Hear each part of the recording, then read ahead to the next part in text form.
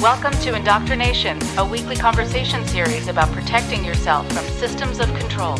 I'm your host, Rachel Bernstein. Hi, everyone. Before I introduce the guest for today, if you want to make sure to receive webinars and other videos, please go to rachelbernsteintherapy.com.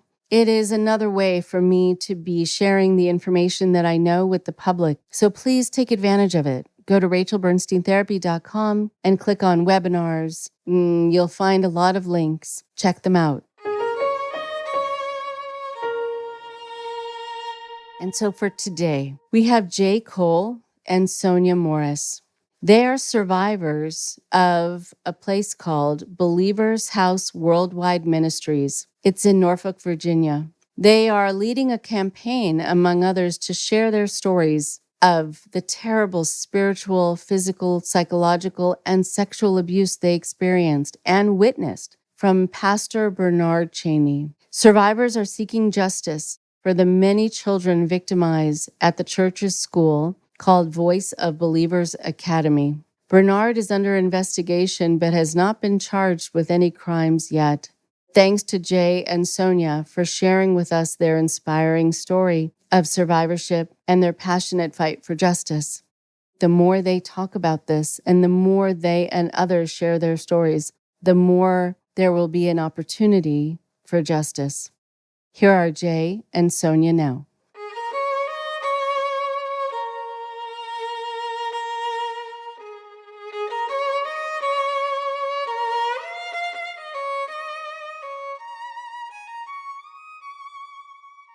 So I am very happy to have Jaye and Sonya with me today. It is so nice to be able to meet you, to talk to you, to hear your perspectives, to hear your story. It's always really nice to have a couple people on at once, because not only do you get to have different perspectives, but I also like kind of listening in on the dialogue between the two of you. So feel free to chat with each other, and confer with each other about things and share what you thought was same or different. When I talk to people who have been involved in similar things, what's so interesting to me is that you can be involved in this exact same thing and have different experiences and have different emotions about it based on your wiring, based on how you were treated. Sometimes gender differences also play a part in how you're treated and what the experience was like for you. So I'm very happy to have you both on. If you don't mind just spending a moment introducing yourself and just talking a little bit about you and also what brings you to the show today. Hi, my name is Sonya. I have 3 children, 5 grandchildren. What brings me to the show?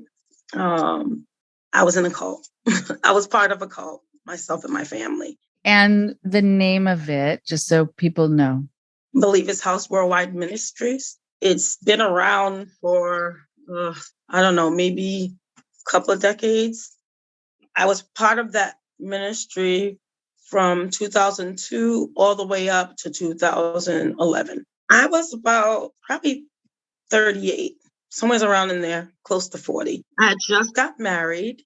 We had just got married. We was like months into being married, and we got stationed to Norfolk.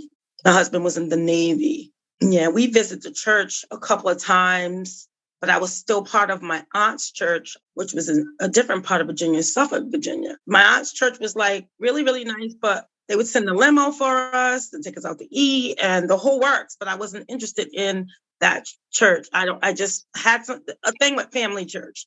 I really would really care too much about going to family church. So I got invited to Believer's house in a grocery store by a young lady. I visited maybe 3 times. I went to a praise party, which was weird, really weird. I brought my mom with me, and he gave my mom like $300, like just for no reason. Wow. And my mom was excited. I wasn't. It didn't like make me excited or whatever. The second time I went, I think they had a flea market. They were looking at me weird because they all had on them long skirts, and I was like with my little short skirt on. It wasn't short, but it wasn't long to my ankles. So they were looking at me a little weird. I felt a little uncomfortable, but it's fine because I grew up in a church where they were long dresses or whatever. So it didn't bother me at all. And the third time that I went, which was a Bible study, and the Bible study was everything that I needed, because before I got married, I had got raped. And I was battling with depression. I was battling with depression really, really, really bad. It was like I was fine until the kids went to school. When the kids went to school, I went back into that depression. Then when they came home, I was that perfect mom. We would never even know that I was going through all that. My goodness. So I was seeking for deliverance when I got there. And it was a deliverance ministry. They had that particular Wednesday that I went, they were doing something called Behind the Veil. I don't know if Jay remembers that, where they had the veil up and then they would pray for people and people will go underneath the veil. And I got set free that day. I've never battled with depression since that day. I still visited as time. I didn't become a member probably until 2003, going into 2004. I didn't become a member right away because my husband was still overseas. And the pastor said that I had to get my husband's consent. Bernard said I had to get my husband's consent in order to become a member. So it took a while for me to become a member. Okay, interesting. Just about that, having to get your husband's consent. I'm so curious about that. I think that was just to see if I had a husband. I think that was just to see if I was married or not. Oh, interesting. Okay. So very interesting. So there's a lot that we can go back to with all of that, but the idea of deliverance and getting healing and it really targeting what you needed, I'm sure it's going to make you feel like, I have found my place. Yes. Right. And then when you feel taken care of in that way, also you can lower your defenses. Right. And there are a lot of things, right? In retrospect, there are things I ignored that I probably shouldn't have because I was getting this, True. Okay. So interesting. It happens so often, but on the one hand, even though it turned out to not be a good place, I am really happy that you had that sense that you could be cared for. I'm sorry you went through a horrible experience. Okay. So thank you, Sonya. So we'll come back to your story in a moment. Jay, do you want to introduce yourself? First of all, I want to say thank you so much, Rachel, for allowing us to be on your show to tell our story. It's a story that I think needs to be told, and it is a present day fight. And so, as small as this ministry is, it had a lot of power over people. And as small as it is, it shouldn't have gone on this long without some type of intervention. So I'm a Navy veteran. We joined the church in, Norfolk, Virginia. I started really going in 2001. My ex-wife, Cherie McClendon, and she has her own story, and we all work together presently. So I don't mind telling her portion of the story because it interlocks with mine. And so we've already discussed that. She started going before I did. I was in the Navy. I was out to sea, and this was like in 2000. And so, we didn't have like email was, snail mail. She kept sending me letters. And, when I talked to her on the phone, she was so excited about this ministry that she had gotten invited to by her mom. Now, this ministry was, we lived in an apartment in those years, and it was a short. You could walk. It's a short drive, but you could really walk where the church formerly was at. It was the first building outside of a house. So it moved from an apartment to someone's house, and then from someone's house to a small storefront style church. And so I was like, okay, great. Because we were looking for a quote church home, unquote. My ex-wife, Cherie, and I both Black Americans. And, in our culture, church often helps to define us. And it's used as a centerpiece, which, much of your life would revolve around. You may have a lot of inconsistencies in life, but one of the things that would be consistent is your attendance in church or having a church home, so to speak. There are a lot of things that go along with that. It's almost like a game. Once you're in, you can't do what they call, quote, church hopping. If you're in one church, sometimes it can even be frowned upon on visiting. And so if you're outside of a church, it's almost a reflection. What I mean by outside, you don't have a church home. It's almost like a reflection on you as a person, like your character, like in an indirect way. Like, what do you mean you don't have a church home? You need to find somewhere and, find Jesus or find God, because like the world is going to get the best of you. And there is some wisdom in having, a connection with people that maybe, your family isn't around, but we can, kind of take comfort in believing that these people have the best intentions at heart, for us. And so in 2001, I was on a 6-month deployment, and, from 2000 to 2001, I came home in 2001. And my first encounter was like a Bible study. And in those days, the church was the congregation was small, was, less than 100 people went. I think it's important to kind of describe the landscape and, the folks who went. These were young people. You can count on one hand who was over 40.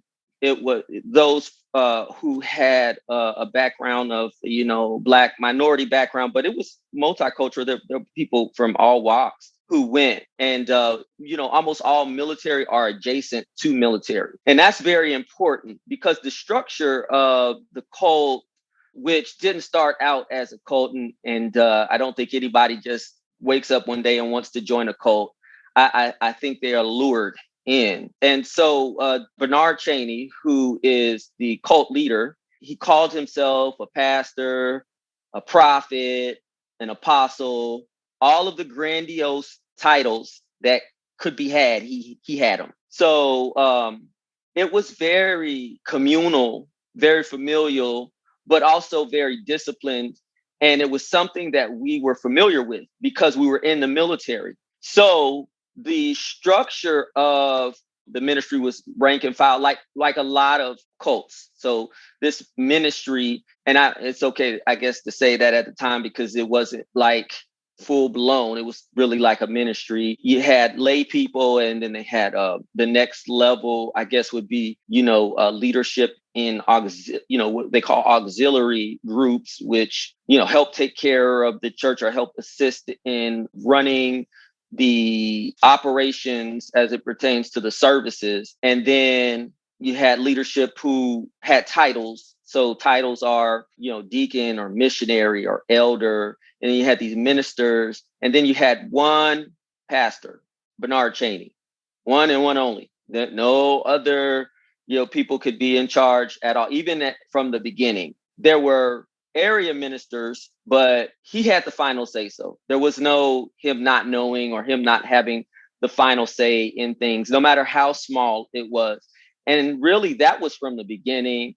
And that it was something that as young people, having that tinge of innocence, that's not something that you knew to detect because, you assume that if you go to a church that these people have your best intentions at heart and are not here to harm you. Well, the love bombing starts, so the first time I go, everyone is like, oh, yes, your wife told me so much about you. People you don't even know wanting to come and hug you and shake your hand and everything like that. The love bombing occurs. So, at the beginning, it was all about ministry and fun and ministry, going to the pool. He had a little pool at his home that Bernard Chaney did. Playing volleyball is a big thing. It's a huge thing. I'm sure if it doesn't sound familiar, stop me. Okay. These people, I'm sure he did. It's amazing how this stuff works. Control works, right? It's very insidious, and you can't really, recognize it until you're just the hooks are in you. But I went through that, and then there was a Sunday, and I'm not sure if it was the second time. I think maybe the third time that I went. And this is the smoke and mirrors portion. It was a prophecy, right? So their version of prophecy may not be, and I'm not sure. I'm sure you're familiar. I'm not sure your listeners, but in that church and many churches, that I went to previously, prophecy is telling you something that you would have no idea about, something very personal, where he or she could not possibly have known.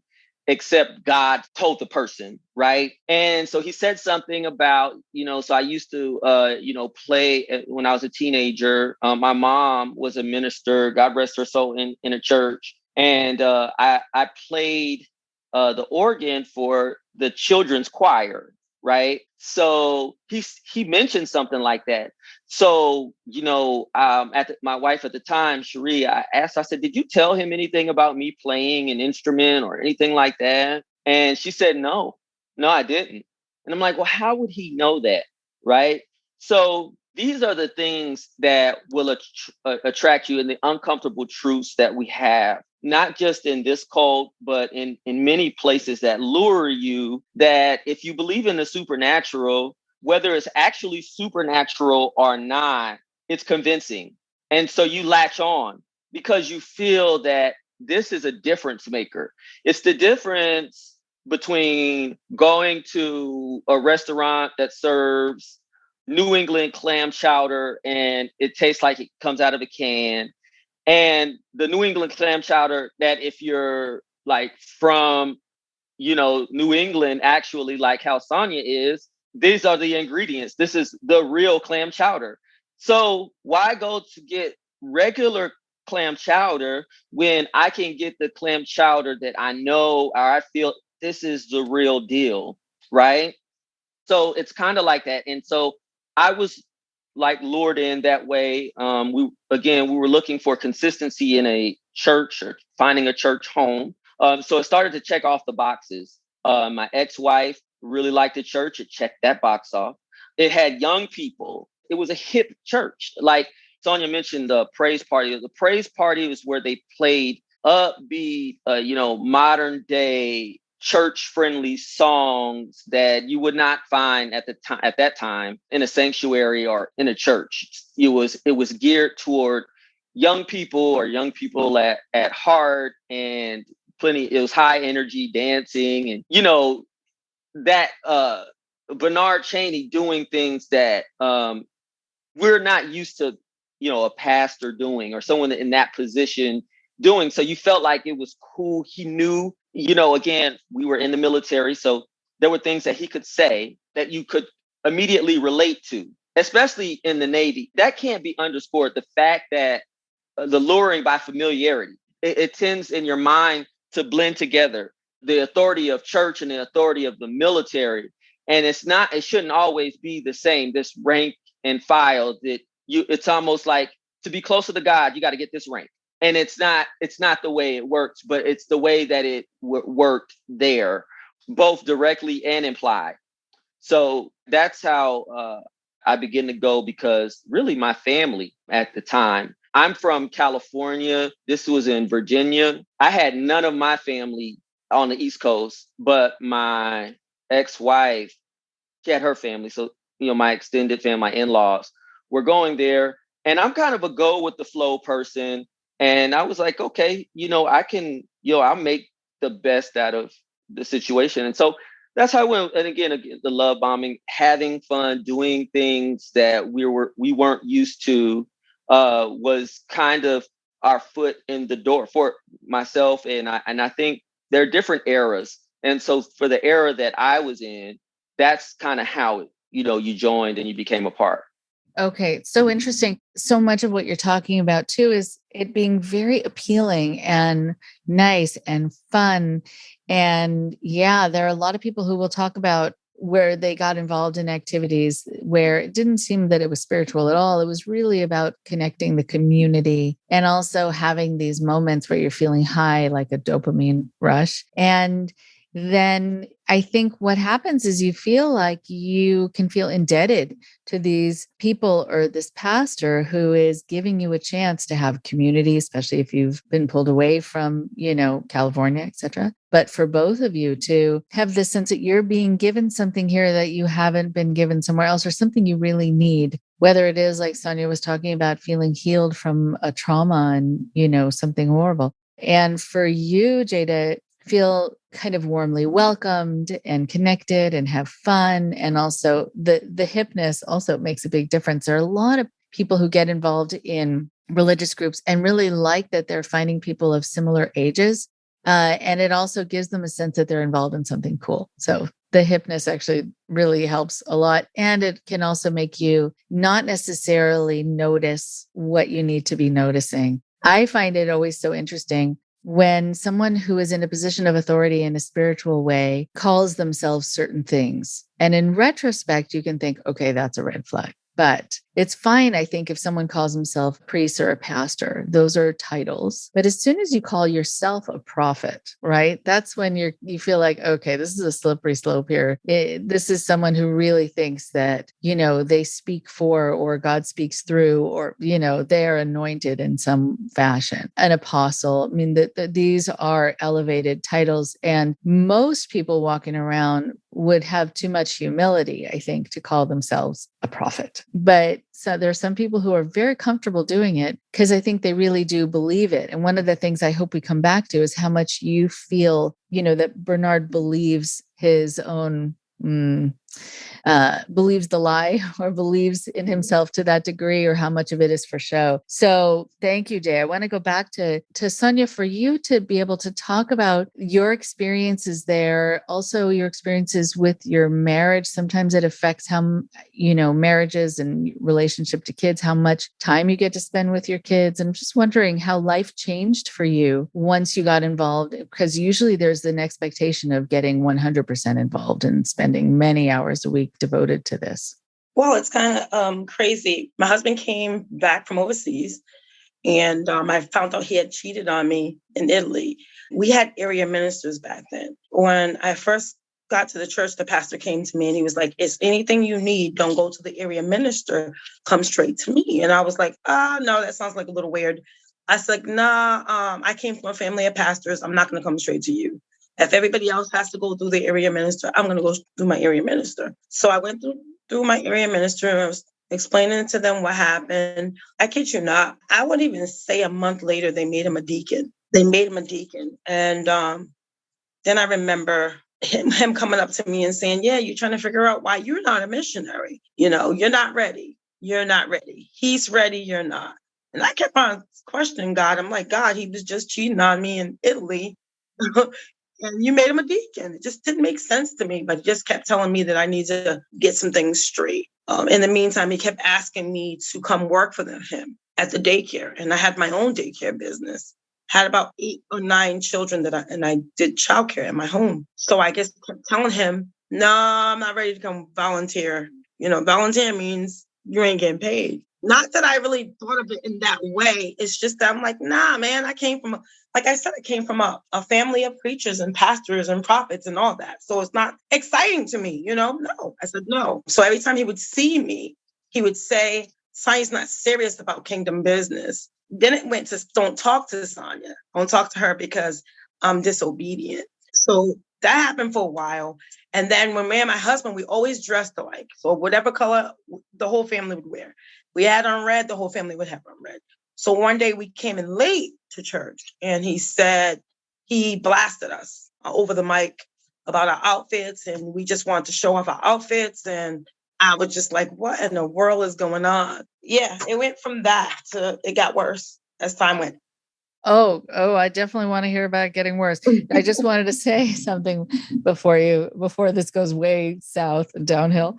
I think it's so interesting when people are elevated who have not behaved in life in the way where they should, according to even spiritual communities, be given respect, should be seen as models within the community. And if you have been toiling, you have been faithful and you've been taking care of your family, there would be no reason for him to be elevated, not you. And certainly, what message does that send? It says something to me about how there were things that didn't matter to the pastor. And so it makes you wonder if that's something he was doing too, right? Because he then thought it was okay and may have even respected it in your husband enough to elevate him. The other part about you wearing all the same color as a family, which I think is actually pretty cute. I think, having someone defame you, first of all, on the microphone at either a service or Bible study, something that's church related, first of all, should never happen. You should be able to dress however you want to dress and do whatever you want to do. I wonder if the connection that it showed you had with your family was something that threatened him. And that's why he had to put it down, because you were all somehow wearing the same, meaning you were all connected to each other. And he probably wanted to be the most important person in everyone's life. So I'm wondering why he would attack you for that. We stopped dressing like at that point.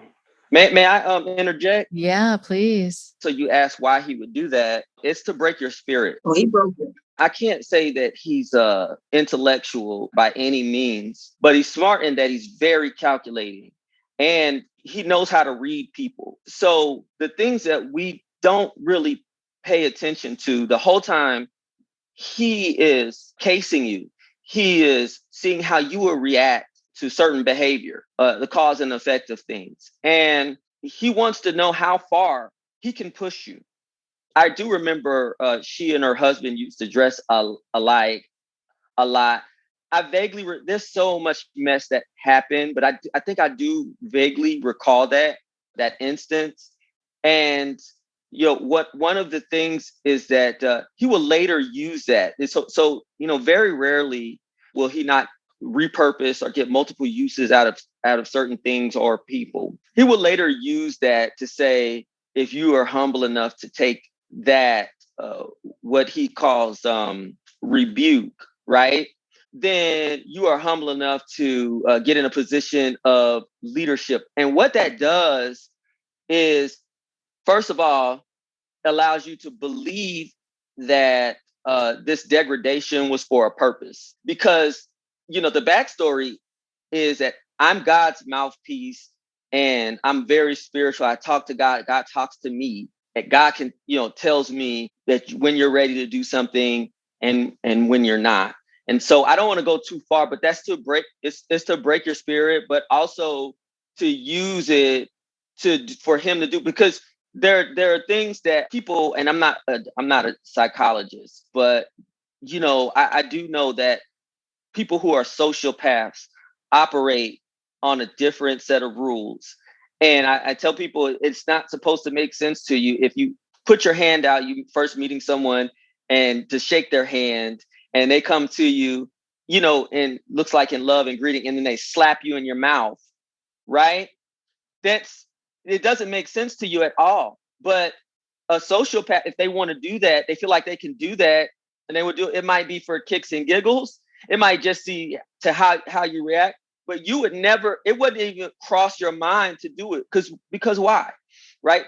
So with Bernard, it's always to kind of break your spirit, to push you, and using smoke and mirrors, meaning that, there are certain things that God told me when in reality, he operated on secrets and would ask people about other people and don't tell nobody I told you, or we had this conversation, and you believe, because when he's not going to tell you that over the microphone or anything like that, you're going to get you behind closed doors, and God already told me that this happened or this, and you're like, what? Now, the first couple of times he's got you lured in. So you think that everything after that goes unchecked. So you really do think that God is just constantly speaking to this person about all of your personal business. And a lot of time, again, it was just the smoke and mirrors. So, again, that one incident is to break your spirit, to show superiority, to make him feel superior. Like, I can talk to these people any way that I want. And also, not only that, to add insult to injury, to turn around and use it to compel you to go even further. Like, you took this abuse for a reason, because you can take it. You're strong enough to take it. Wow. It's so interesting. Thank you so much for that explanation. I want to be able to come back to, when Sonya, I heard when you said, oh yeah, he broke my spirit. So I want to go back to that. First, I want to talk about, though, just briefly, this idea of him coming up to you and saying, God told me this, or somehow he knows something about you. And the whole idea of secrecy too, which is a very popular thing, and people ratting each other out and collecting data on each other to give to the leader also, which is often the case, right? And yeah, I mean, everyone's like the spy, not everyone, but a lot of people are used as spies. A lot of people will not know that they're being played in that way. And exactly as you're saying, Jay, if you don't have that kind of way of thinking, if you're not a sociopath, and thank goodness you're not going to know that someone could actually be up to these things, especially someone who is a religious leader, who you're going to be holding up to a certain standard.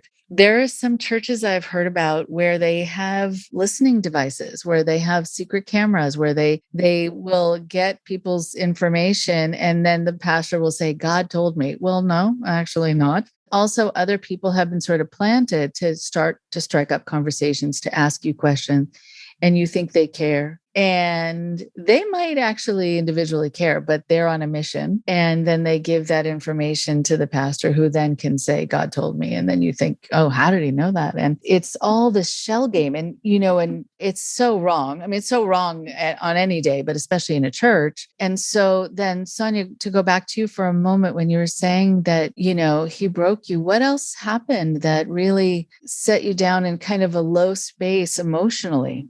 Well, after that happened, in that same service, he said that I couldn't be a missionary because until I can be a better wife. No, he said, you think you hear from God? You don't hear from God.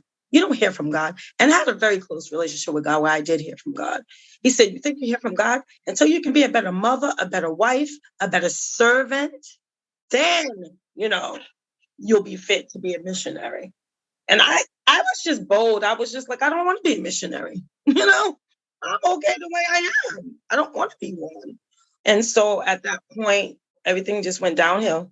Downhill as far as our lives. My husband was, of course, the deacon. I became pastor's aide, where I would stay at the church from whatever time church was over to 1, 2 o'clock in the morning. And I'm not even a leader. I'm just pastor's aide. They would raise money all night long.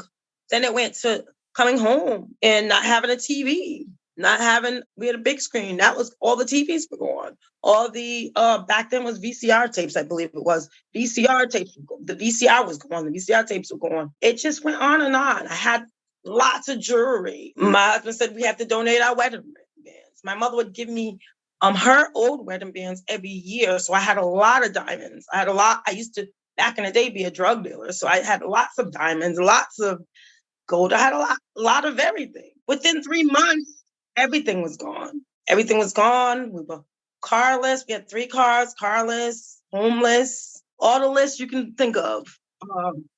Carless, foodless, electric. We didn't have electric. We didn't have running water. I would go to the gas station to get water, to bathe in, to flush the toilet. This was like early in being in ministry. It was bad. It was bad.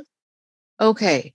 So with you losing everything, that wasn't even the worst of it.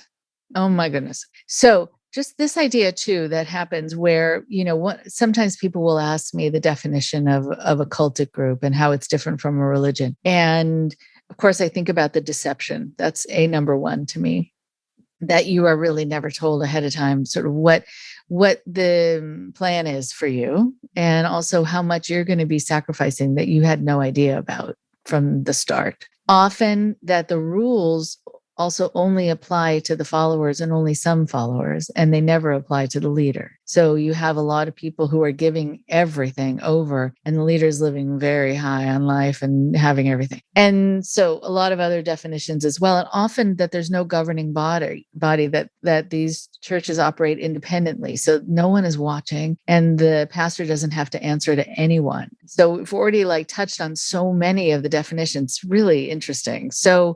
So now to go back to you, Jay, and then we'll come back, Sonya, of course, to your story, because there's a lot more there. So Jay, for you, were you feeling that things were being taken away from you, or you were having to give up so much of your life for this church as well? Definitely. If you were in leadership, you had no choice but to be all in. And by all in, I mean, I remember in one day giving my entire house away, the contents, the furniture.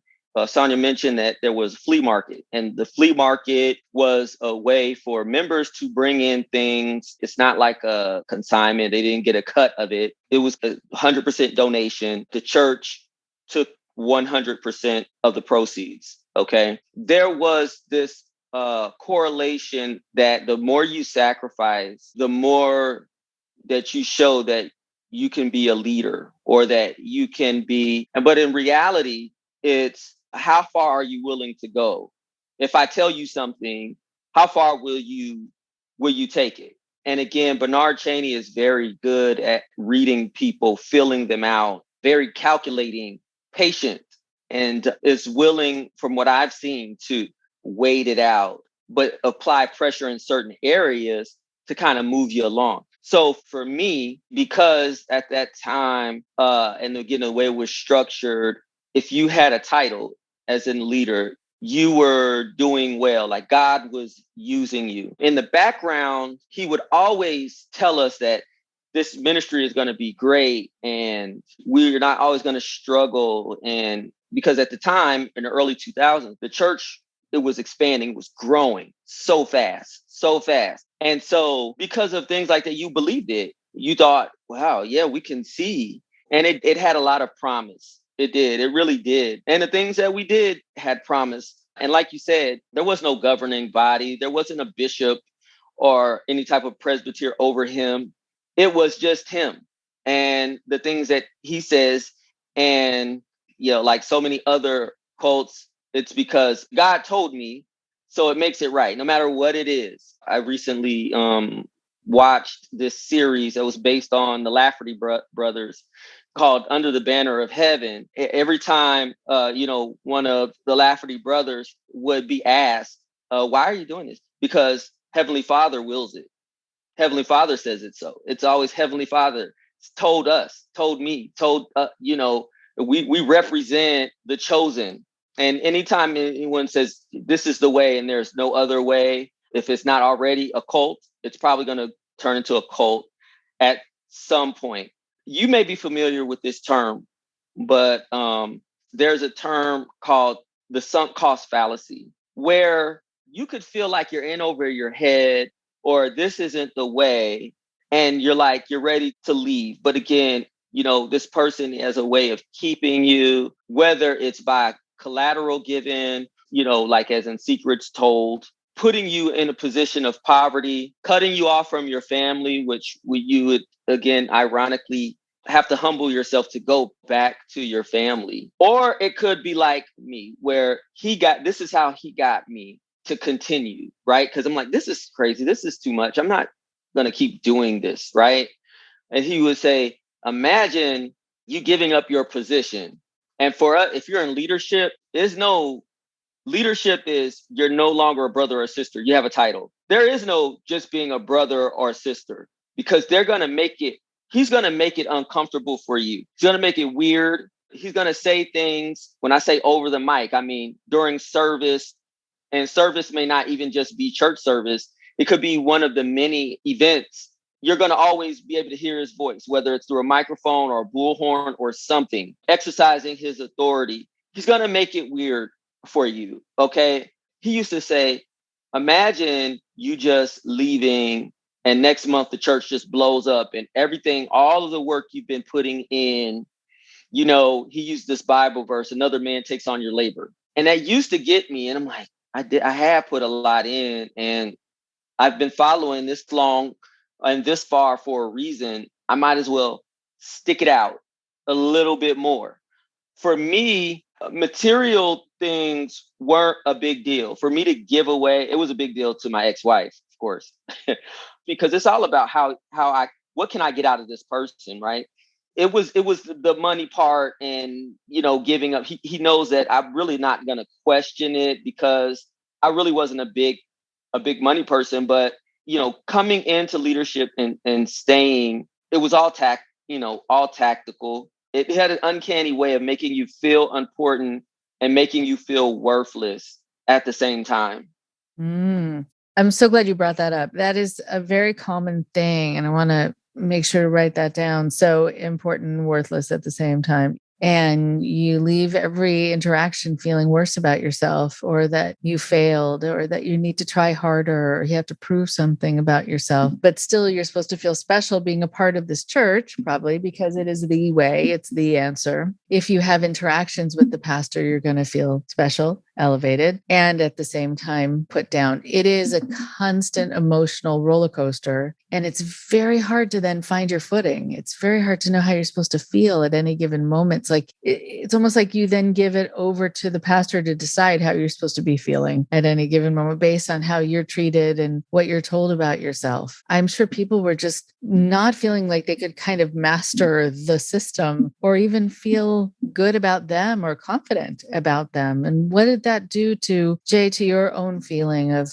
your own self-concept? How did you feel about you? Well, I felt like I was on a personal journey anyway. In my mind, I don't think I ever fully adopted, I'm going to be in this area at this church forever. Even if I was a part of this ministry in the future, I didn't like Virginia. Part of it, I didn't like Virginia. I was not a fan of it. My family, which I always kept, unlike unfortunately, a lot of people, I always kept ties with my family. They just happened to be thousands of miles away. That was an issue. I just felt like because I was on my personal journey, that this is an issue. This is rough, but it's for a moment. And I don't know what God has in store for me, but it's greater than this moment. And so that's what kind of kept me pushing. It kind of kept me moving. And so for me, the humility was taking that abuse, but also never letting go of the confidence that I had in myself. And I think that made all the difference in the world on how I bounced back. At leaving, which my story I think is very unique on how I left than anyone else, But yeah, once I was in leadership, I saw a lot of things. I saw the frailty, the humanity of the leadership, but also that cult leader. And again, I was part of that leadership. And so, I have to eat that, I have to eat that crow. Here's the thing I do want to say really quick. Every cult leader has accomplices. They have actors. So I'm an attorney now. And so I'm probably going to put things in legal terms. So when I say accomplices and actors, people who assist in pulling off the act, the heist, the crime. So we only felt that this person was powerful because other people kind of co-signed it around us. And so whenever you felt like, I don't think that's right, it's 20 people around you accepting it as right. So you either have to be strong or have a plan, because it's not like, you quit cold turkey, so to speak. Right. Yeah. I mean, it's interesting. A lot of people will say that they don't want to be the only one. They don't want to be the only one to have a differing view. They know all eyes are going to be on them. They're going to, or they're going to be seen as having something wrong with them. But it is true. If 10 people agree on something, it still doesn't make it true. If millions of people agree on something, still doesn't make it true. And it's very hard, though, to be the lone voice. I do want to be able to get back to Sonya, you talking about how it got worse. And then for both of you to talk about how you left and why you left. Like, what was that point where you just had reached your limit? Or for some people, it's when they were pushed out. Sometimes they weren't even quite ready, but they were pushed out for one reason or another. So Sonya, let's go back to you for a moment and talk about how it got worse and then how you left.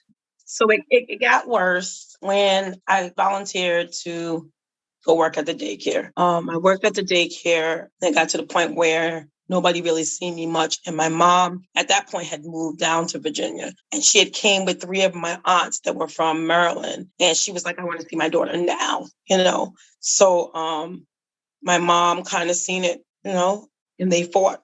they fought. So they had like the guard. At that point they had security guards at the doors.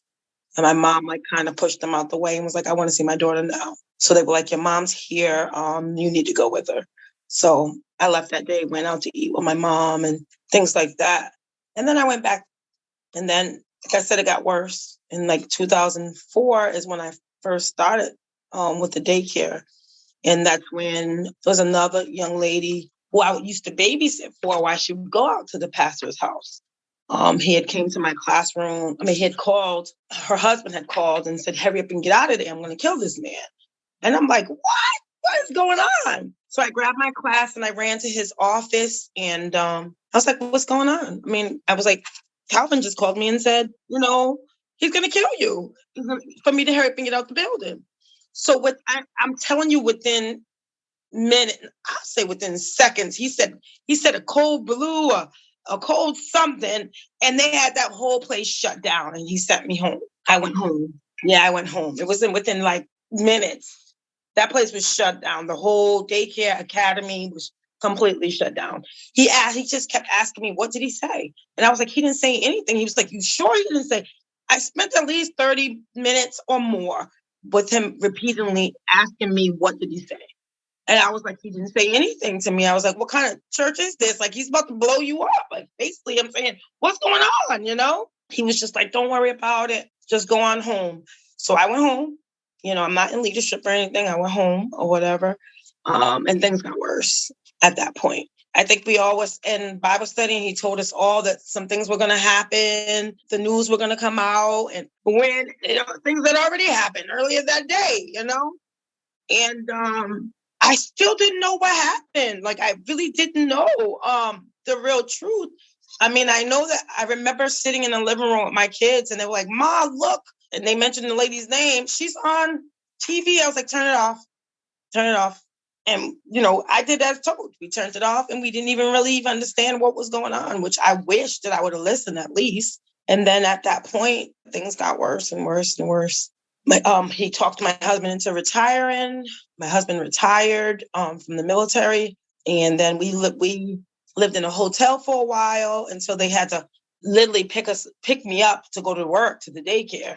And then they found out that we didn't have anywhere to live. We were living in a hotel. Then they put me in a ministry home. In a ministry home until like 4 or 5 families staying there, along with yours. It just got, like I said, it just got worse and worse and worse. And that would take a whole nother show. What made me leave was I had got something called uterine fibroids. And I was sick, like sick. I was dilating like I was having a baby. I would dilate 10 centimeters. And this man would I would be in the rooms during service just balled up in a ball. And he would say to me, oh, you don't have no faith. My husband even, he was so ignorant at the fact. He didn't even come check on me. I remember one of the deacons saying, yo, Morris, your wife is balled up. She's in a whole lot of pain. You might want to take her to the hospital. And when he took me to the hospital, of course, I dilated 10 centimeters, like I was having a real baby or whatever. I ended up going into the hospital. No one ever visited me. None of that. I got a phone call stating when I was coming back because the children of the daycare parents said if I don't come back, they were taking the kids out of there. So I rushed my healing and went back to the daycare because I did care for the children a lot. There was a lot of children that weren't from the ministry that went to that needed lots of love and care. And I really loved being that I was the only one not getting paid. I still had faith in God, and I did it because I love the children. Prior to that, I'm gonna tell one more story, and then I'll let Jay go. I never forget having a stroke right in my classroom. Had a stroke right next to my classroom was the nurse's office.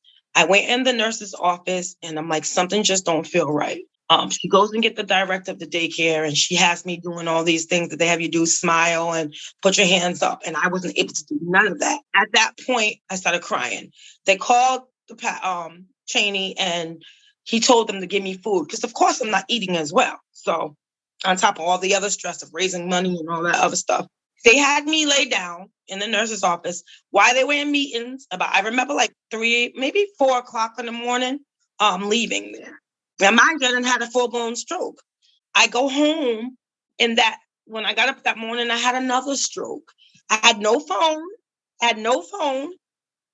of calling. I never forget my son running going door to door, asking them to call 911. I never forget it. And I remember my son being in the ambulance with me, and he was just praying, God, please don't let nothing happen to my mom.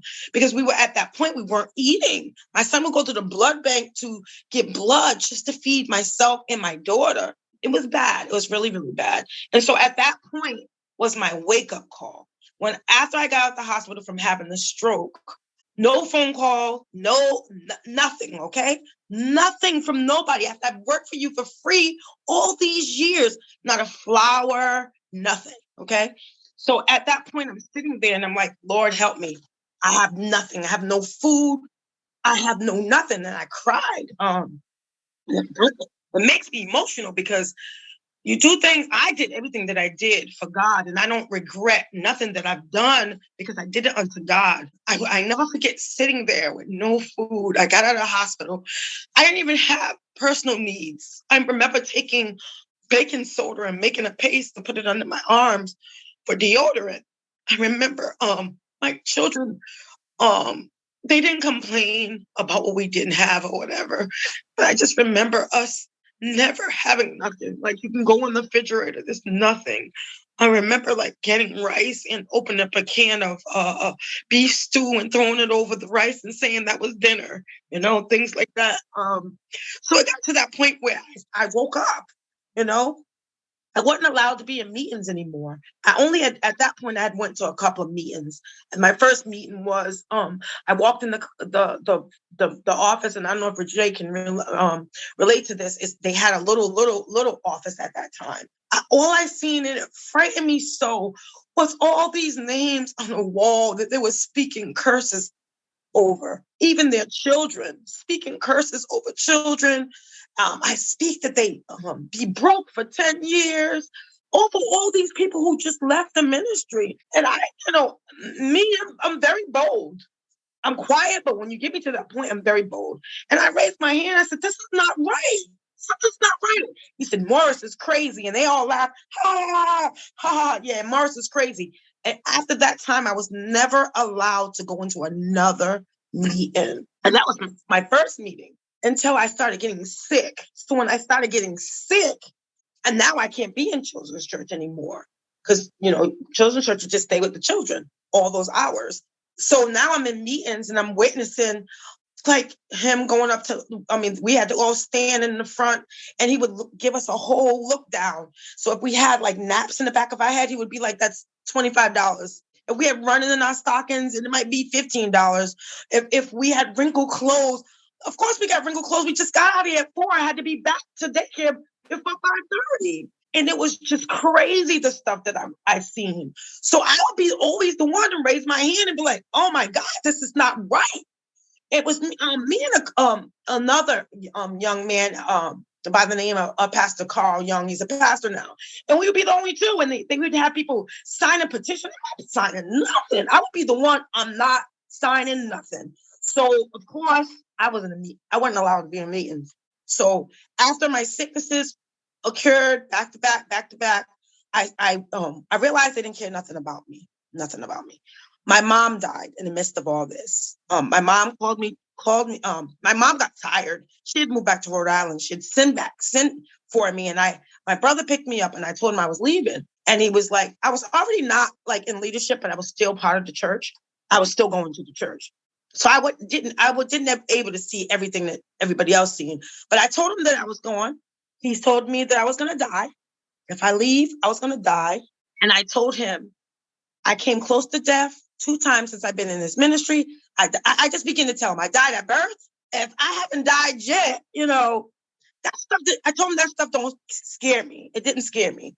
So when I left, my mom died like 5 days later. She just died. When my husband came back to the funeral, I ended up going back to Virginia. And he told me my mom died because I was out of place. My mom died because I was out of place. At that point, I was done. I was done. I still worked at the daycare. I got one paycheck out of all those years out of it. But then after that, I didn't stick around. I left. I was gone. At that point, I was gone. You're going to tell me that my mom died because I wasn't at this church? My mom died because I was out of place of being a missionary. That was the end after that. Right. Oh my goodness. All right. And there's more to it, but it take a whole nother. Oh my goodness. Okay. I Well, just give you the fast version. The fast version. Okay. All right. Wow. So you can only imagine if that was just sort of part of the story. And so hopefully we'll have a chance to talk again and you can keep telling the story. It sounds like it's a very important thing also for you to be able to talk about, just to be able to have a chance to say it out loud, you know? I'm always talking about it. We're doing movements and everything. I'm doing things here in Rhode Island. I'm getting the word out. It makes me cry because there's still people there that I love a lot. Oh, I see. Got it. Got it. Right. Right. I mean, first of all, the fact that your kids just didn't complain, like they were hanging with you on this, just knowing you're all kind of making your way, suffering, doing the best you could. It is a terrifying feeling to not be able to provide for your children. But also, when you were talking about the physical issues that you were having and you were saying you were dilated like you were giving birth. I don't people who haven't given birth don't know how painful what you're describing is. And it is so intense. And the fact that you were not getting any sympathy, no one was coming by to see if you were okay. No one was making meals for you like they would in another ministry or a church or any kind of religious, or right, there'd be a whole meal train going.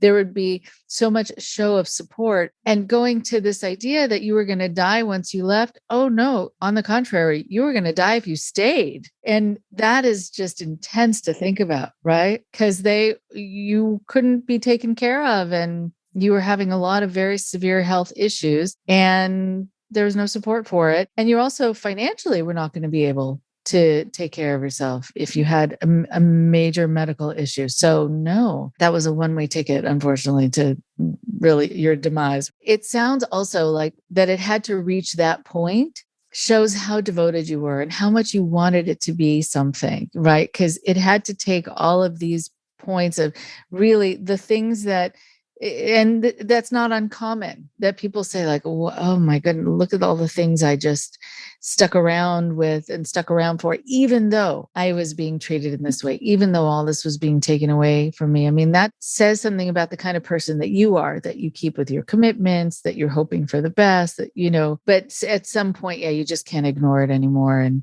I'm so sorry. The other part that happens when someone is really abusive, they will always add insult to injury. So your mom dying, if that wasn't bad enough, then it was your fault that she died, according to them, right? I mean, that is pouring salt in a wound. And what kind of person does that to someone else? But they had to make you seem like everything was your fault, even though you were just surviving, literally just surviving. Oh, unbelievable. I'm so glad you're free from that. Wow. Me too. Wow. Okay. Oh my goodness. So then going back to Jay, so tell me a little bit about you leaving. What prompted it? What prompted it, in short, was, again, going back to Cherie McClendon and her story, which is very widely known. She's, we're on the same mission. She has her own way of doing things. She was my wife at the time. She confessed to me that she slept with the pastor. So in the interest of time, I want to kind of get through the overarching things that makes this a cult and not a ministry. People can make mistakes, right? A pastor can make a mistake and be unfaithful, have some infidelity. We can forgive that as a reasonable person or group of people. This person was methodical and putting entire families, not just the woman, in a position they feel that it is necessary, either spiritually or more naturally, like financially, to sleep with this person. In my ex-wife's case, we spent so much time. I started going in 2001, and the ministry grew and got businesses. So you hear Sonya mention they had a daycare, they had a hair salon. My ex-wife, she was a hairstylist, right? So now she has her own salon and all that present day. but she had been doing hair since she was like 14 or something like that. So she had a gift of doing hair. Well, they had a thrift shop. But the biggest thing, it had the daycare and the academy. And it's kind of how we got here today. But where we're at in our struggle, what we're doing today, because all of these things, the daycare and the academy are still in existence. The daycare and academy comprise of children of leaders and faithful members. And this person who really doesn't have a concept of time, like it's if you have Wednesday night, Bible study is supposed to start at 7. He shows up when he pleases. So if it's 8 o'clock, 8:30, 9 o'clock, it'll go till 1 o'clock in the morning. Children have to be up. This is not a summertime thing. This is all the time. You're delirious. You're hungry. There are things that you're suffering from. But for me, what really suffered the most was time away from family, our bonding time, our gelling time, especially as a young couple. At that point in life, my Cherie was, my ex-wife was trying to find herself, like most young people, especially in a church that, people, again, they're put in this position and their titles kind of equals how the level of anointing or how close they are to God, or, you're doing things right if you have a title next to your name. And I remember going to Bernard Chaney. This was the worst mistake that I ever could have done. I told him about problems that I was having with my wife at the time, thinking that I was doing the right thing because I wanted advice, wisdom from my spiritual leader on what to do. He responded, I have something special for Cherie. I want to work with her. And so a few weeks later, she got in a position to have a title. It wasn't a leadership title, but it was an assistant to him. It had men and women assistants that were called armor bearers, right? They have all these, it's all branding and marketing, really. So armor bearer, and we traveled a lot. And I remember I was part of the travel team. I was kind of like, and this was a veteran leader. And he said, hey, I want you to stay home and, for the kids. And I'm going to have Cherie come on the road with me. And I remember this was like in 03, 04. Once she became an armor bearer, she got really private with her phone. And I remember touching her phone and she yelled at me, don't touch my phone. And this is before phones became like a part of you, a part of your person where you needed a security lock. So it's like, before, we would pick up each other's phone. It was nothing private, really. There was nothing there. There were no social media apps or anything any communication that took place that you wouldn't or shouldn't know about. So hindsight being 2020, but that's when the infidelity started. And what happened was he would be like, tell her, hey, I'm a man of God. And, as an armor bearer, you will see the weaker side of me. And he would always put his sin, his shortcoming on you. I remember him saying, if I ever get corrupt or my hands gets dirty, it's because I'm dealing with dirty people. He said that. So as if he's spotless and perfect and clean. There are a lot of things he said that we were talking the other day that we let slide by. He said he was a SEAL team member. His man is very much out of shape. He said he got out of the military because he had an enlarged heart. That's not something that's healthy. I was in the Navy. I was, dealt with special warfare teams and things of that nature. It's a lot. It's hard. I went to swim school. Very difficult. Anyway, there are things that he said that we just let slide. And this is one of them. So she's thinking she's doing the right thing. And of course, it had to be kept private, kept secret. And in a way, I know, based on how I felt and talking to her and some other people, it made you feel privileged, right? Because this person is talking to me and telling me things that he wouldn't tell anyone else. He utilized that. And, eventually he convinced her that sleeping with him was something that God wants her to do. And, even talking to her, and we've talked all this out, and she's given me permission to talk about all this. I want to make sure that your listeners and that she was even able to deal with. She said it stopped, and what she noticed was he was looking at other women, and he would ask her, any other women who would want to be armor bearers, and they're able to do this, and she realized, like after the second or third time, that he's just a freak. He's not. He doesn't. This is not to satiate some hunger that would keep him back from being the super spiritual leader that he needs to be. He just wants to have sex. And then things become clear, because now we see you're putting, people in a position to where this is not a contract where, this is a contract of adhesion. I have to do this because I have no choice. I won't eat. Or I won't get what I need from you because you placed me in a position that I'm dependent on hearing something from you. So Cherie, my ex-wife, said it wasn't a Sunday that would go by, after church or something. It's like, you think your husband's going to miss you?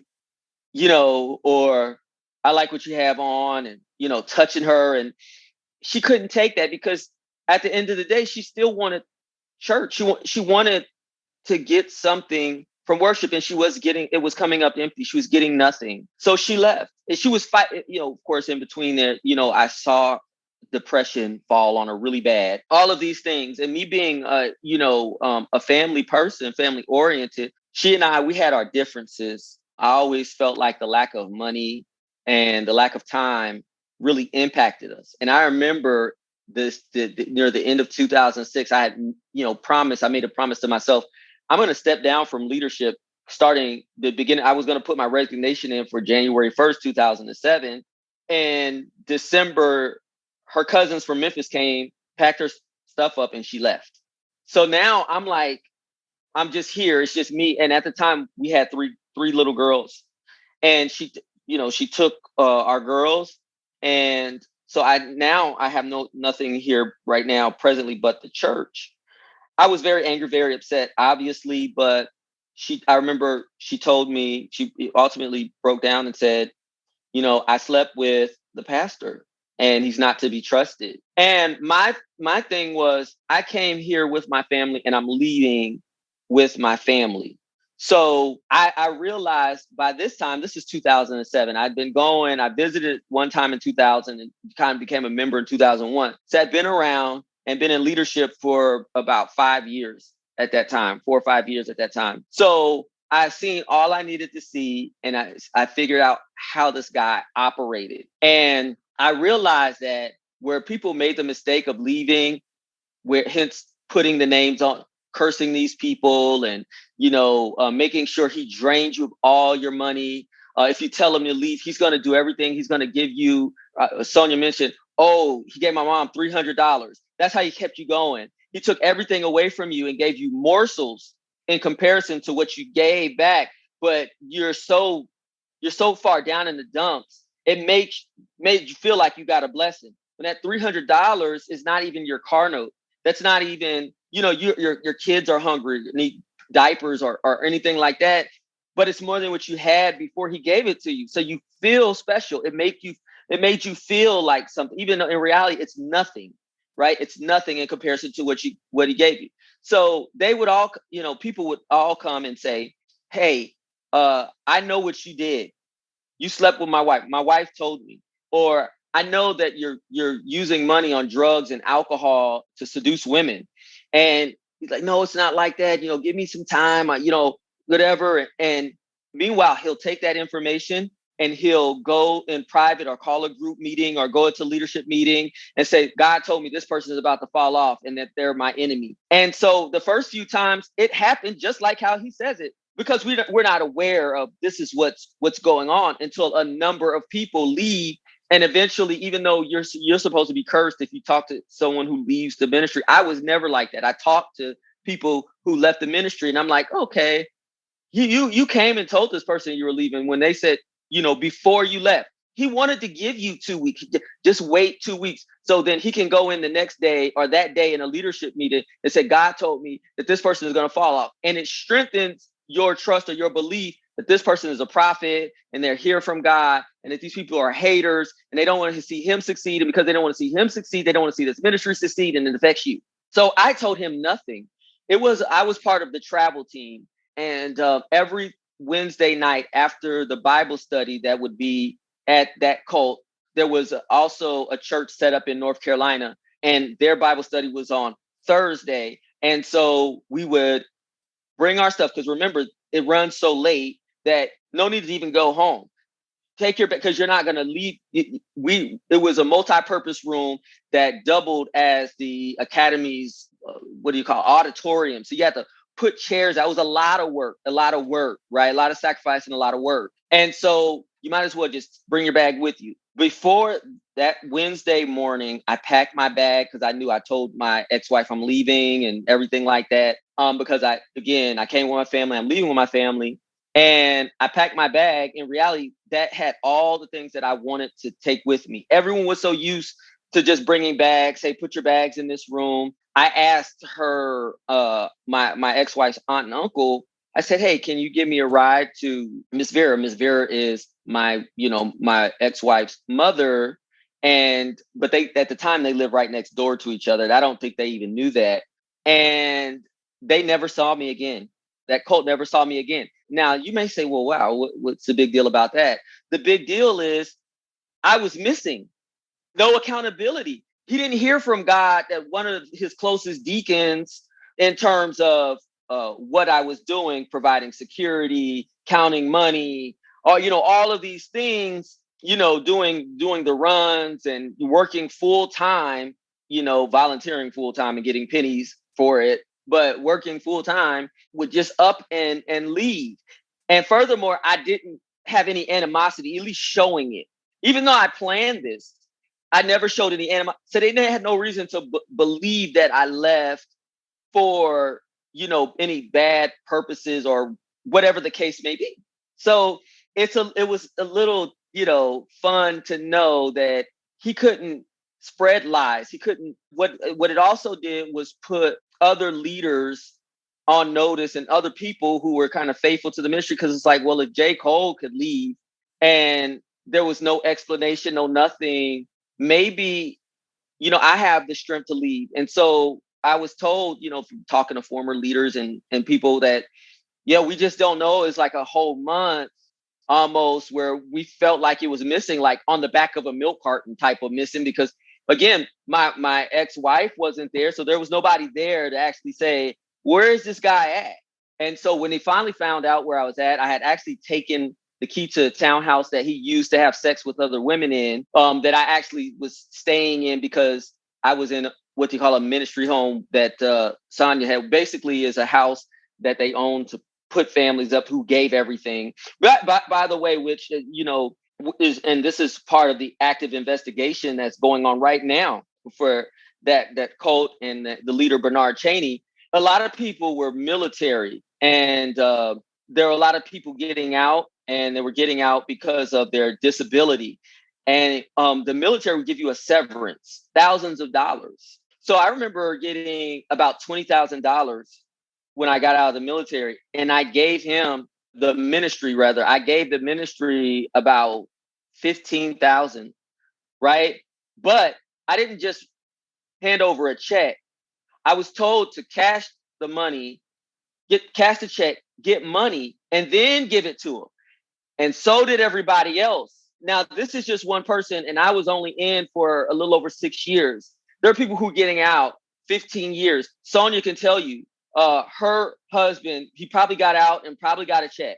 I didn't know it about the check, but it's like 25. He was in the Navy for about 25, 26 years. Mm-hmm. Mm-hmm. Mm-hmm. There were a lot of people like that. So imagine if I was in for 6 years and I got a check for $20,000. Imagine someone who was in for 15 years, right? Their check, they're giving $60,000, $80,000, $100,000, converting it in a way that cannot be traced, and then giving it to the ministry, which funded his habits, funded him soliciting women, indirectly paying for intimacy with them. It empowered him, emboldened him. And you could see his sickness made everything worse. You know, it was like a cancer and everything worse. What Sonya mentioned about a man coming in and threatening his life was a woman who went to the local news authorities and said that this person kind of brainwashed her and told her that, hey, you should sleep with me, you know, gave her, you know, positions. And this person, I have no reason to think that anyone else had any affair. They just wanted to please God.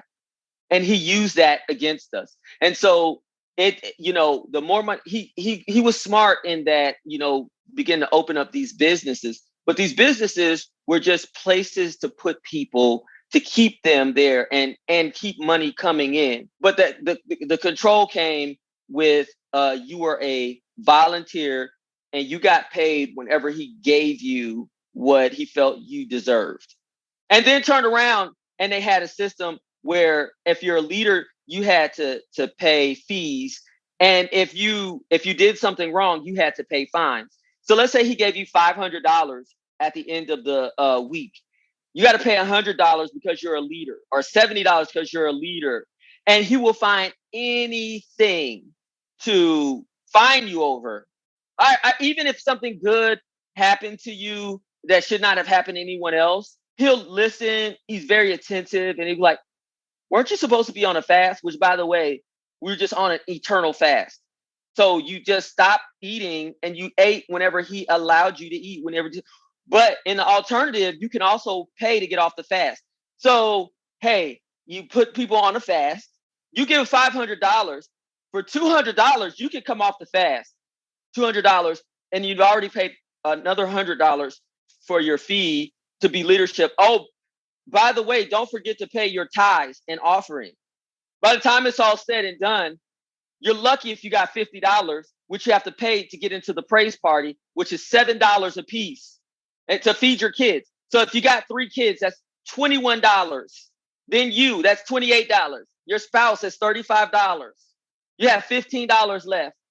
It's a cycle. It's incredible. I mean, yeah, you always want to be a little suspicious when it's also only a cash only business. You know, why are they not wanting to have a paper trail? But yeah, that you're given something minimal amount and then you have to give it back. And then also it sounds like you also had to give more than you had. And sometimes you're left without anything and probably owing. So I know we need to finish up, but I think it is so incredible that you both went through this experience. I'm so glad you have each other too, to talk to about this and other people who have left, that there's a community that can keep you connected through telling these stories and healing from those experiences. But I just want to say for both of you, I mean, you're people who jump in and are so devoted, and that should never be taken advantage of, because you really wanted to be a part of something in a special way and rise up within that community because you cared, because you believed that this was something good for you, for your family, for the people around you. And so your intentions were so good, but yeah, not having the mind of a sociopath, you don't know what you're up against, and you don't know that you have this puppet master. And it is so hard when it suddenly becomes clear, because you feel like, oh, there's like this like sickness, like you've been infected. And it feels like you need to take a shower from that kind of being around that kind of personality. I am so happy that you both lived through it, that you are now able to tell the tale, that you see that life is better outside of it, and that you're using your voice to help. I mean, now, you know, you're able to really have a ministry that really is about spreading the truth, but also not only education, but prevention, which is quite amazing, right? What to watch out for. Those are really important messages. It's been so good to talk to both of you, and you're both really strong. You've come through a lot, and I hope we get a chance to talk again soon. Where can people find out about what you're doing now? Okay, I'm glad that you asked that. And part of the now is that even as far back, because there's different eras. When I came in, I was in one of the second era where they moved to a building. An academy was developed and established in Virginia. And unfortunately, it's a very low standard, at least at that time. And staff was comprised of leaders and other folks who, to be quite honest, they weren't qualified. And as a result, it led to neglect and abuse issues in that academy. A lot of stuff went on, which really kind of prompted me to get involved. When I heard Sonya's story, Sonya lost a daughter a couple of years back. And in her journal, she wrote about the abuse. Now, years later, I'm in Atlanta, Georgia, and I don't really, didn't have a connection with anyone. I heard Sonya's story, and being an attorney, I knew that a journal, when she talked about that abuse, provides strong credibility in court. And so I was disgusted about what happened with the children. I was not privy to any of that because Bernard Chaney knew where to put certain people at. He would not let me around the academy or daycare, or neither my children, because my grandmother was a teacher.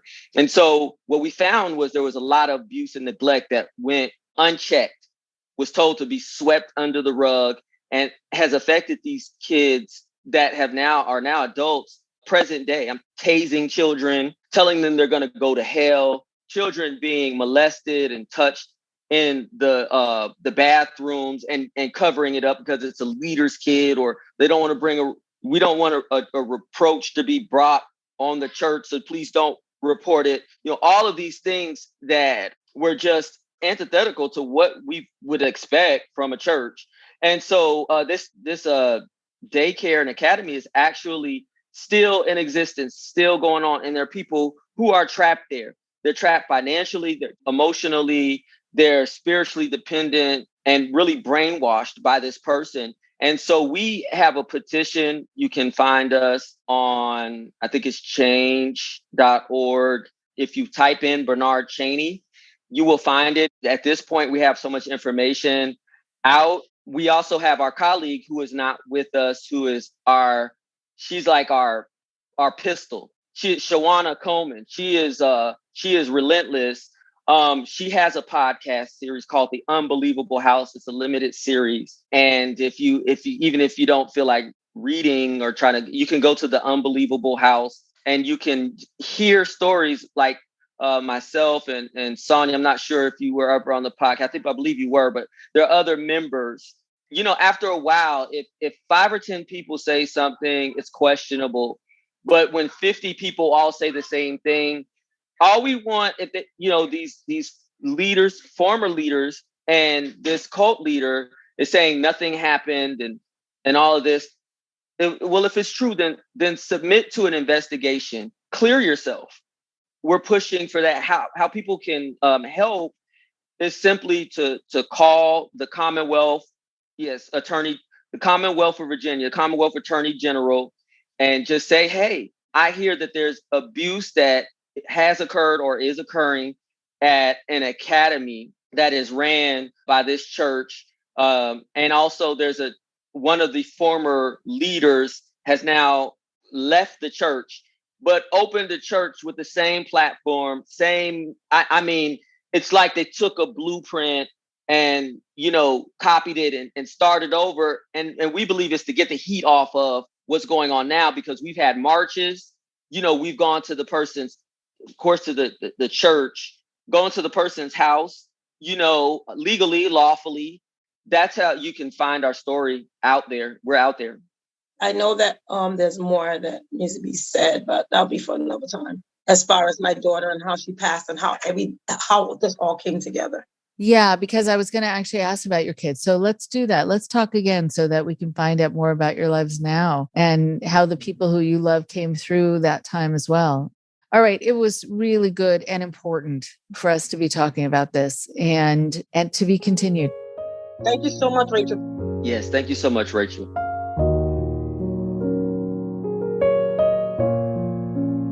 One more thing before you go. Thank you so much to Jaye and to Sonya. What a powerful conversation. What a difficult thing to listen to. And so very important. Jaye had a chance to talk about his experiences and Sonya had a chance to talk about hers, but you just got the feeling that there was so much more there. I hope they have a chance to come back and talk more about what they went through. I think also for Sonya, there's a lot that she went through with her family. And again, so many more of the details that because of time, we had to leave out. So I'll be sure to be back in touch with them, to be back on so that they can continue talking not only about what happened to them, but where they are now in the process of trying to get some justice. I think it is so important to look at the fact that here you have a pastor who runs something that's very structured, who calls himself a pastor, a prophet, an apostle, has lots of very lofty titles, has the ability to do what they call deliverance, who can do healing, who can help people get past trauma. But as we've heard, what was happening while this pastor was saying that he could help people get past trauma was that people were getting traumatized while in devotion to him and while in devotion to this group. That's not uncommon in cultic groups because they say one thing and do another.